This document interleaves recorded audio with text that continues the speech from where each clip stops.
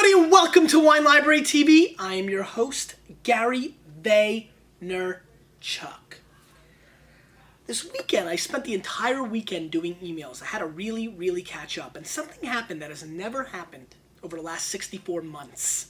What was that? My inbox was at 0.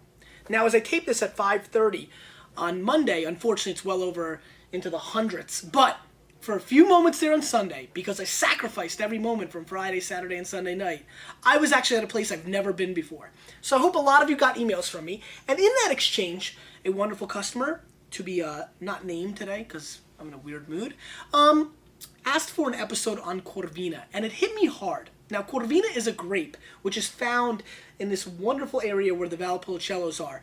And I'm a big fan of the area and Veneto in general because the wines are so profound. And I'm such a big fan of this grape, Corvina, that his email request hit me very hard. It's a wine that I was just telling Tom, our Italian buyer, that probably of the 15 dinners I had last year where I could have ordered Italian wine in an real Italian restaurant, whether in the city or anywhere else, that I ordered a wine that had Corvina in it probably 10 of the 15 times. So even though there are these great wines from Tuscany and these great wines from Piedmonte, I am a huge fan of wines that have the grape Corvina in them. And today we have 5 very special wines from the area. Little late start today. I'm a little loopy. Got a lot going on, running around quite a bit. But I'm excited to be here. Anything else on my mind at all? Not too much. Free agency's going very slow for my New York Jets. I know a lot of other people have wasted money on players that are probably just not going to be that good. So I'm happy about that my wonderful GM and coach are being strategic and following the plan. And so we're going to do that as well in the show in honor of them. We're going to be strategic and follow the plan. And on our plan, we taste wine. So, let's start with a tremendous producer that we'll be seeing 3 efforts from. Sola Valpolicella 2005, and this is a $13 Valpolicella, and this is 70% Corvina, and then the rest Rondellina, which is also an interesting game, and Morlina. Great grapes from the area. And what I love about Veneto and what I love about Valpolicella and Amarones, and that's what we're going to be focusing on today, Valpolicella and Amarones. In Valpolicella, Rondellina and Morlina, the smaller grapes from the region, have to consist of 30% of the blend, which always means that 70% is Corvina. Now, Corvina is even found 100% of the time in some of the special Amarones. I think Allegrini is actually now going with 100% Corvina. So it's a very powerful, explosive grape. And because, I've been started working out, today I was supposed to be powerful and explosive. So you gotta power it out and bring it back, and then push it out. So what I like about this is this wine does the same thing. What I love about Corvina, Valpolicellos, and Amarone, they push it out. They explode on your palate. There's no subtleness here. This is kind of like me. An East Coast guy, I would say, more than anything else. These wines explode on your palate. They don't care what you're eating, what you're doing. They're here to make a statement, and they almost always do. And I have to respect that. Because obviously, what I really appreciate from these wines, more than anything else, is that the fact that they're able to do that, but not in the cheesy, classless way that sometimes New World areas like Australia and even parts of Spain and even parts of California tend to do with that fake fruit that none of us like, and bringing out lots of the oak monster makes a big appearance. Now, these wines tend to be a little bit more traditional and find a really great synergy, a balance, an equalness to the force of the wine. Eric is bored, clearly, he's yawning heavily. 12% alcohol, very low. Valpolicellos tend to be great little values. This one's $13. I'm getting a very obvious flavor of like a sap from a tree, which is quite intriguing. I'm also getting really dark cherries and the chocolate chips you would buy when you make cookies, like Nestle's, just the actual chocolate chips. When you first open it, like that fresh smell of chocolate chips, I'm getting that as well on the nose, which is really nice. It's also got an extremely different kind of smell. What am I looking for here? I guess the sap. The sap is the mintiness. It's got a Forrest Whitaker kind of flavor going on with it. Come on, the guy just gave a great performance. Got to get his name in there.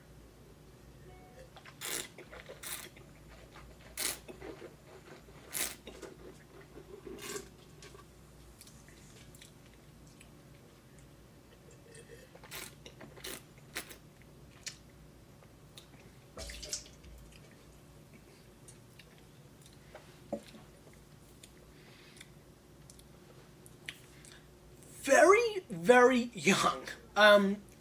Got to start with that. It's throwing me for a little curveball. A little bit more medium to light body than I expected. I expected a little bit more oomph on the body. This wine is not that. This is more of a medium-bodied effort. The acidity is very high. I'm throwing off a lot of awkward, greenish, kind of celery stick, asparagus, but awkward, really, really zingy vegetables. The zingy kind of vegetables that you eat sometimes. But it's kind of awkward. It's disjointed. It's really all over the place. And then it finishes with a hot and austere finish. This wine is going through a very awkward stage. It might be just a little too young. I mean, it's an 05. We probably just got it in. This is definitely a wine that should not be drank now. These wines have been open for about 3 hours. I'd like to see a lot more coming from this wine at this point. This might just be a classic effort of just a wine being opened way, way too young. And this is way, way too young. I'm going to score this wine 80 points. I'm really not feeling this wine, and I apologize. Something I want to bring up, another thing, I'm just going through my mind as I was trying to forget that wine. You can multitask on the show. Was that juggling? That's what I was trying to show, juggling. The brain. Anyway, somebody asked a great question. I feel like I don't know if I answered him or not.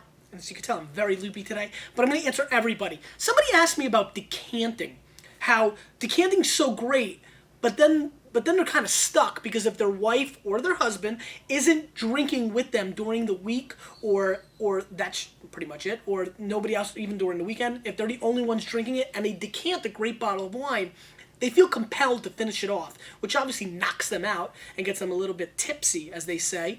So my big thing that I wanted to mention to everybody was, remember the rule we use for the restaurants. If you decant a great bottle of wine, let's say an 85 Sassicaia, and it's just for you and 3 other of your friends, and they got stuck in the snow and couldn't make it over, and now you're stuck, obviously you can drink that wine, and then what I recommend is to always keep the bottle around. You can actually pour it back from the decanter at night into the bottle, do the vacuum pump, which I'm a huge fan of, and then stick it, and then you've got your 24, 48, 72 hours to really enjoy that wine. So I think a lot of people, kind of miss that, because this is probably the 4th or 5th time I was asked that question, and it's a little fun tidbit of the day that I need to share with you. A great little trick with decanting wines: pour it back in the bottle, vacuum pump, no problems. Actually, it's fantastic. I forgot to turn off the phone, and there goes Eric. And now I guess I can't show you because Eric won't zoom in, so I'll do a manual zoom in. This is the Allegrini 2003 Palazzo del Toro, which is really, really famous and has consistently got 90-plus point scores. Who is it? Lizzie, of course. Lizzie. Anyway, has consistently got 90 point, 91, 92 point scores from the Wine Spectator and Robert Parker, and has quickly become one of the most famous, if not the most famous, producer and maybe singular wine in the entire area. It's a 70% Corvina as well, and 30% of the 2 inferior grapes, just like the Busolo. It's $13 US. Again, this is the 03. No score on our website, so I'm not sure if it's scored or not yet. I would think we'd update it, but anyway, great color as well. And again, a hugely popular wine, one of the biggest selling wines in the store. Now this is coming with a totally different nose. I'm getting very obvious Skittles, and Skittles are back in the house, and that's because it's very important to be in the house, and Skittles understand that. There's a lively explosion of Skittle fruit flavors coming through. The rainbow is in the hizzy, and what I'm really excited about is it's followed by a very interesting mix of a jam with some pepper on it, like a real blueberry jam. No, a very obvious blueberry jam with a little bit of hints of like white pepper, which makes it really nice. And sometimes putting white pepper in your eye is a lot of fun. If you don't know what I'm talking about, you haven't been watching the show very long.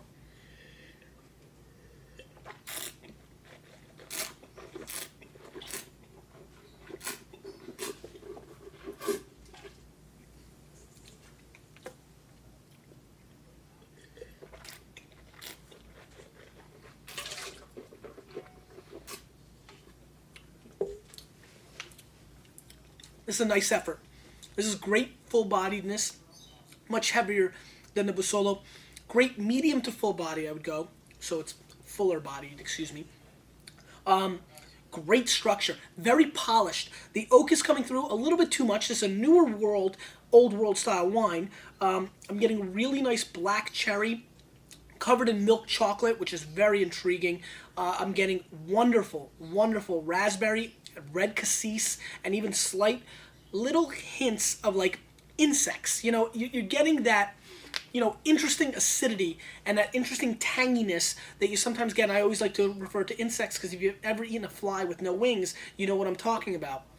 You know, so it's got really nice structure. I'm getting some cedar box as well, leather coming through. But again, the overriding factor is a very fruity flavor of blueberry and, you know, cherry and raspberry, lots of oak, and the subtle flavors that I just mentioned. It's a very New World style. I can see a lot of people liking this. It's a little too New World for me for the area, but it's got great complexity and a very nice silky finish that shoots off a hint of leather, which really makes me respect the wine, so it's not one-dimensional.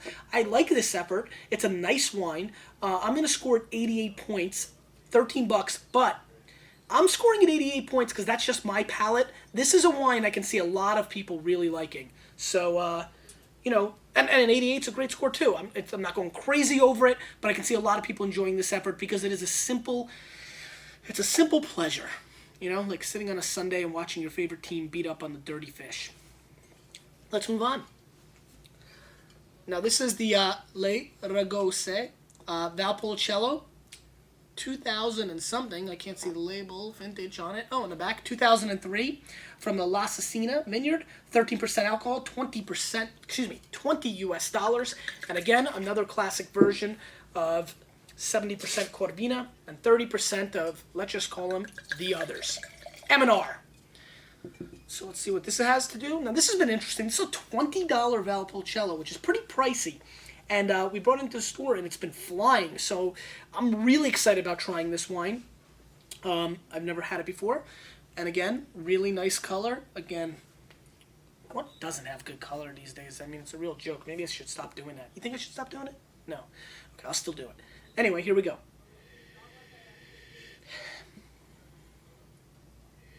The first thing that came to my mind, and this is a lot of fun, was a Christmas candy cane, right?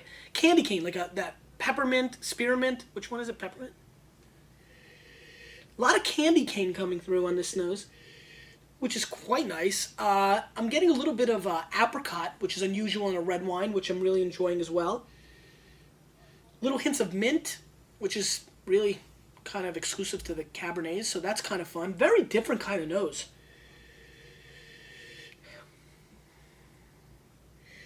Very different. Very nice.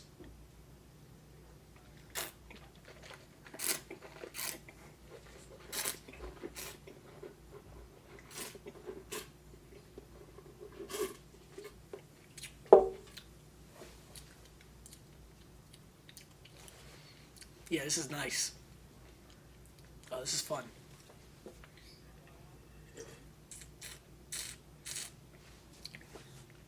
You know, it all comes down to your own palate. There's been a lot of discussions on the board about different wines that I've recommended that maybe people haven't liked or did like. And quick shout out to the boards. If you haven't signed up, introduce yourself. Link, Chris Mott, put the link up. You got to get in there. A lot of great stuff going on. I had a chance this weekend to read it. It's amazing how many tasting notes and recipe recommendations and just general wine knowledge. Way more than I could ever offer in a different show. So please check out our forums, which are up here. We'll give you a link over here. Awesome stuff. It comes down to what you like. And I'm adoring this wine. Why? Because it's hitting that spot. You know that spot. And that spot for me is sour cherry. There's something about a red wine that has very big complex fruit rounding it, but is zoned in like a target on a bullseye that's giving me sour cherry flavors. Because when I get sour cherry, it gives me enough of a balance. You know, I'm the kind of guy that will eat ice cream and then run to the fridge for pickles.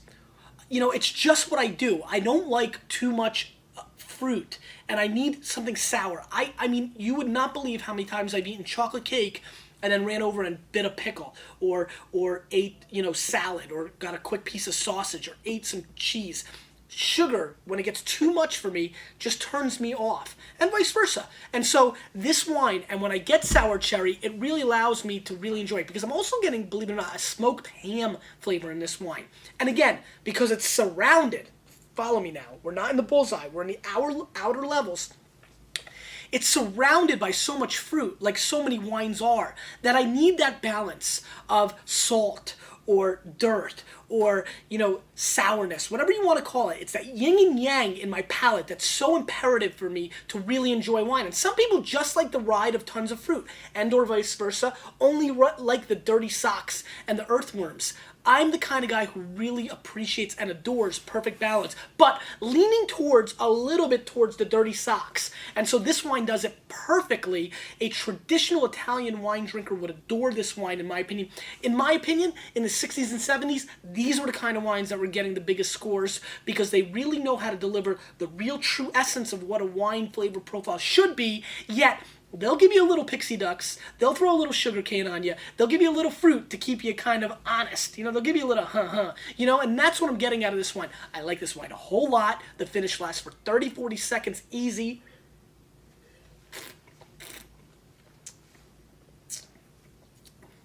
I really appreciate the smoky ham on the finish. This is more of a vegetal type wine, but the sour cherry is so delicious.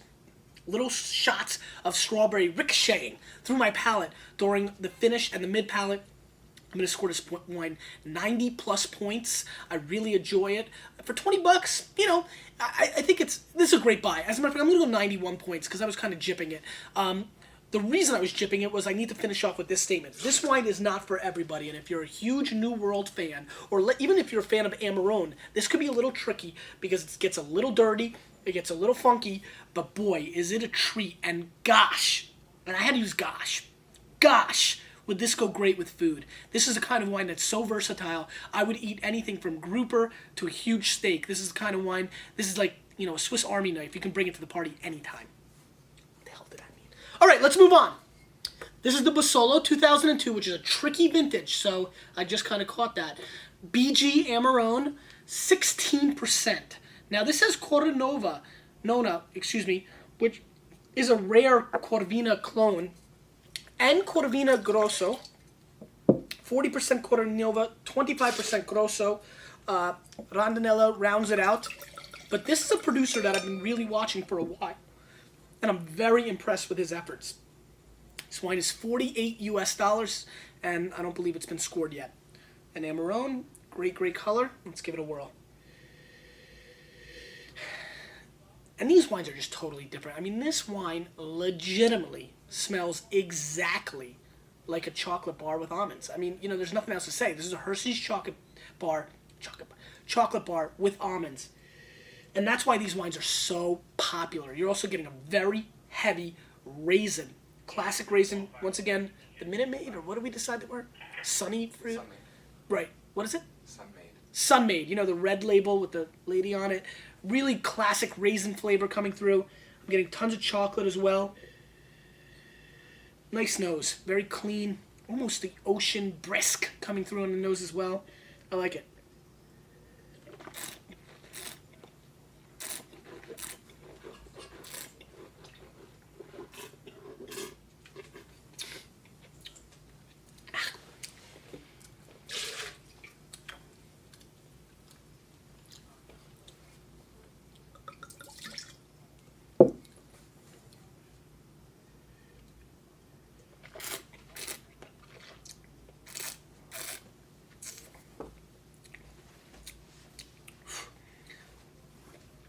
Wine is 16.0 alcohol content, very much flirting on dessert wine, and you get that reaction. There's a high residual sugar flavor on this wine, which is also why so many people like Amarone. Amarone. Let me stop breaking my bad habits. I'm going to get 100 emails. I don't want the 100 emails. I just cleaned it up. Amarone. Anyway, very, very complex dark chocolate. This is Raisinets on steroids with alcohol. There's nothing else to say. Any tasting note I can give you will not be better than that. Take a bunch of Raisinets, shoot them up, Barry Bonds style. I'm not scared of him. Hopefully I'll never run into him. Maybe he's a fan. Barry, sorry. And throw a pint of vodka in there. Mix it up, drink it, and be like, wow, Gary saved me a crap load of money because this is 48 bucks. I gotta figure you can get that same enjoyment for $7.50 level at like 12 bucks. You know, and so the steroids are expensive. Good call. The steroids are the key. So maybe I'm wrong. Maybe you need to go to this if you want to hit a couple home runs. Little too much for me. Very hot. Very hot. Awkward vintage could be a factor. The wine is a little disjointed, but you know, it's so weird. I mean, like a steroid, and obviously you can tell I take them, you know, there is some pleasure there for making a mistake. And this is a wine that would probably be a mistake for buying, but there is some sort of pleasure because there is some deliciousness rounding it out. And you know, delicious mistakes are sometimes kind of fun too.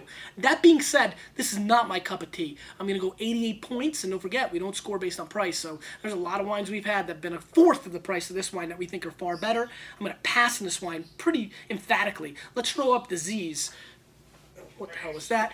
Anyway, I felt like doing it, and I'm going to go 88 points in this wine. Super pass with 7 Z's, and I would stay clear of this effort. That being said, I've had this exact wine in 1999 and couldn't buy enough of it. So, take it for what it is. Okay. Ricciotto. This is the Basolo Ricciotto 2,500 ml. And this is very interesting. This is $95 for this little 500 ml and 13% alcohol. And this is a dessert wine from the Veneto. And these wines, I've had once or twice the Ricciotto from this producer. I may have even had the 2000. And if I have had, and I'm trying to go through my mind, you're going to be blown away in a minute. So let's see what happens. Very dark. You know, these are dried and these are interesting wines. Very expensive, you know, high quality Corvina grapes. You could smell the fortifiedness coming through right away. I mean, this is right off the bat, giving you a little of that brandy sensation. And, you know, I'm talking like the Richard Pryor brandy. You know, the guy in the corner, the wino, the drunk. You know, what's in the brown bag, Pops? Take a sip, kid. Oof, that's some serious brandy. Hair in the chest brandy. You get a little bit of that. But it's so covered. And this is what makes dessert wines, red dessert wines, so great. So covered by the normal flavor profiles that you're used to within the Amarone grape. The raisiny, the chocolate, the strawberry, the raspberry. And I'm talking like raspberry liqueur, cream de cassis, heaviness. I mean, let's paint. I mean, can you see it? I mean, can you, Eric? Do you think it comes through? I mean, this is thick, thick stuff. So it's pretty cool. Let's give it a whirl.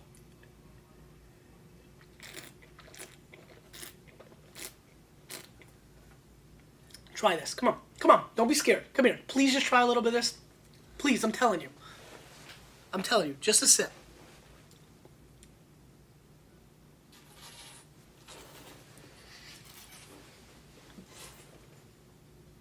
Do you like it?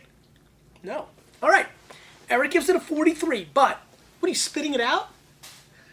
That was like a... Sorry.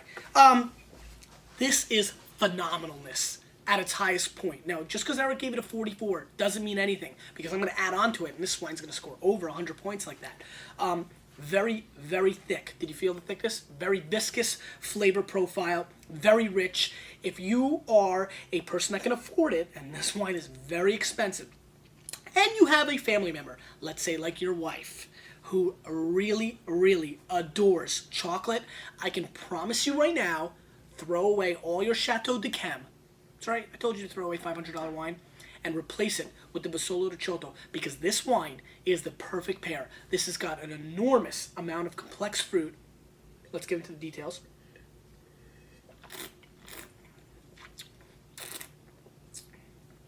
Eric, are you crazy?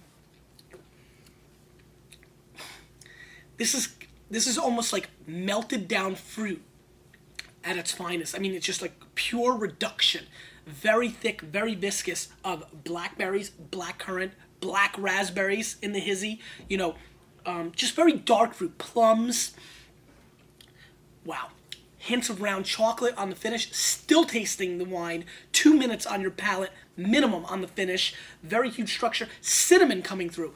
Eggnog hits my thought process when I taste this wine. It's got that creaminess, probably. That's what's really going through my mind. Like a milkshake explosion that cost you more money than you ever expected. Eric agrees.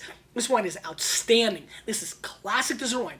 And I always yell and scream and cry and pout and punch, though the punch has no power behind it, about how the reviewers score dessert wine too high because they're being seduced by the beautiful sugar levels. And I understand that because I, right now, am being totally seduced by this wine to score it higher. I find dessert wines score higher. The sugar is the reason. We love sugar. I love sugar. I love sugar. You see what's happening to me? We're going to score this wine 95 plus to go along with every dollar you pay.